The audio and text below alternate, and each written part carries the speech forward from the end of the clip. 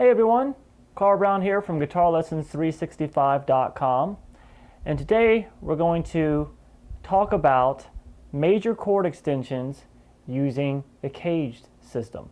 So we've already done the caged method on the website. If you haven't done that, go to GuitarLessons365.com and look in the Intermediate Guitar Lessons archive, and you'll have all the cage studies you can handle for chords. But we stopped at pretty much seventh chords. Anything beyond a seventh chord would be a 1, a third, a fifth, and a seventh of a particular scale, depending on what type of seventh chord it is. When you get into the 9ths, 11ths, and 13ths, those are all considered extensions. And there's also slight alterations within the original octave, like 6 chords and stuff. So what we want to talk about here is how to take what you already know from the basic major, major seventh caged chords that you know up and down the neck from the previous studies on the site, and turn those into major 9, major 6/9, major 9 sharp 11, major 13 chords, and understand what to do. And we're going to do this with we're working on major chord types. There's going to be 3 chord families, major chord types, minor and dominant. So the major chord type is an easy one to start with. I'm going to be using the Form A major chords here. So look at your cage sequence chords. Anything that says Form A, we start with a basic C major chord shape. Now, part of being able to do this, not only understanding the formulas that make up the chord, but knowing what each note is in the chord form, meaning where its position is in the scale. So I'm going to look through this C major triad here. Now we know a C major triad is just a 1, a 3, and a 5 of a scale, of a major scale, of a C major scale. So in this case, this note is a C. That's the 1.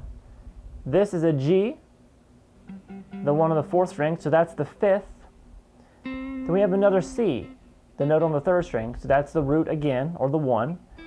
Here on the 2nd string at the 5th fret, the note we held with our pinky is an E, so that is the 3rd of a C major scale. And then we have this G here, which is the 5th. So we have root 5, root 3, 5. Okay? So make sure you can do that. Make sure you know where the root, the 3rd, and the 5th, what the scale degree is of each tone in the voicing. When we mess this around, we're basically changing the voicing using the same notes. If you wanted to do a C major chord in a different area, those are the same 3 notes, but just a different voicing. So we're going to stick down here with the Form A's. Now, if I know some basic theory, all I got to say is, all right, I want a C major 6 chord. Now, we first need to know what makes up a C major 6. That's 1, 3, 5, and 6. So we're just adding 1 note to our C major. And we can see here that we have a 5 on top, right? So it's very easy to say, well, we'll just move that up to 6, to A, which is the 6th note in the scale, and then keep all the other notes the same. And now you have a C major 6 chord. Or we can go back to the C major triad again. And now I want a C major 7th chord. Well, that is spelled 1, 3, 5, 7. So we know 7 is right behind, right underneath the root. Okay? So remember, we had 2 roots. We had a root here and a root here. So I'm going to take this root here and move it down to the 7th. And then we'll leave every note the same after that. And we have our C major chord, C major 7th chord, I'm sorry. Let's keep taking that method and going on. We want a C major 9 chord. Well, what I'm going to do is I'm going to say, here's a C, that's my root, I'll keep that there. I need a 7 in it, 1, 3, 5, 7, 9, right? We won't always have all the notes. Sometimes we'll remove some notes that aren't essential to the chord, just because the guitar we have limited strings and things that we could actually finger. So I have a C here, and I have my 7th here, and I want to play, here's my 9th. Like if we had this, remember this note was the 3rd, Well, if you remember from the chord theory that we've done on the site, if not, please go to the music theory lessons archive and learn about chord theory. You'll know that a ninth is the exact same as a second in the key. So if we have the third here, we can take that note and move it down to the second, and we have our 9. But in order for it to be a major 9, we still need the third in there. So what I've done, I've taken this third and moved it down an octave. So we still have the root. Now we have the third here. We still have that same 7th here, and we have that 9th, the new 9.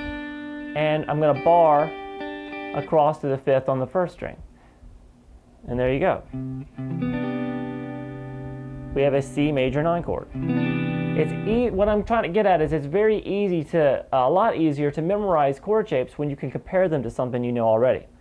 Then we have C add 9, which is just a C triad. I'm going to use that same E here and the G with that 9. Just doesn't have a 7th in it. Whenever you have add in this name, it usually means you've skipped a chord tone. And then we have 6-9. Well, the 6th tone in the key is A. So we have that right there. On that 3rd string, we could play this A right here. Remember? Root, 7, 6. And there we go. And then we have a C major 9 sharp 11. Most of the time when you have an 11th chord, you usually sharp it as long as there's a third still in the chord. If there's not a third in the chord, they will, at times, they can remove the third and play a natural 11. But most of the time in jazz, they like playing it as a sharp 11. And so here we go. We got this C here, the E here, the 7th here, the 9th, because this is going to be a 1, 3, 5, 7, 9, sharp 11. Sharp 11 in that key, well, an F is the remember 11th is the same as the 4th.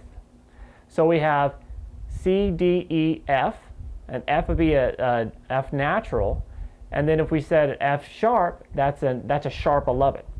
So remember 4 is interchangeable for 11, could be called either one, and we have an F sharp right here on the 1st string. So I'm going to bar from this E on the 4th all the way to the 1st, and we have a C major 9 sharp 11.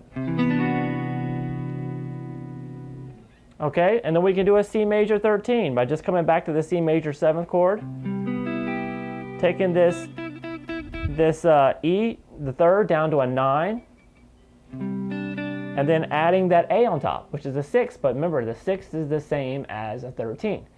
All right? We have a C major 13. And then the last one, the easiest one, C suspended 4th. Sus basically means you remove the 3rd and replace it with the 4th. So remember on this major triad, the only place we had the 3rd was right here on the 2nd string. And we're going to take that 3rd and move it up to a 4th.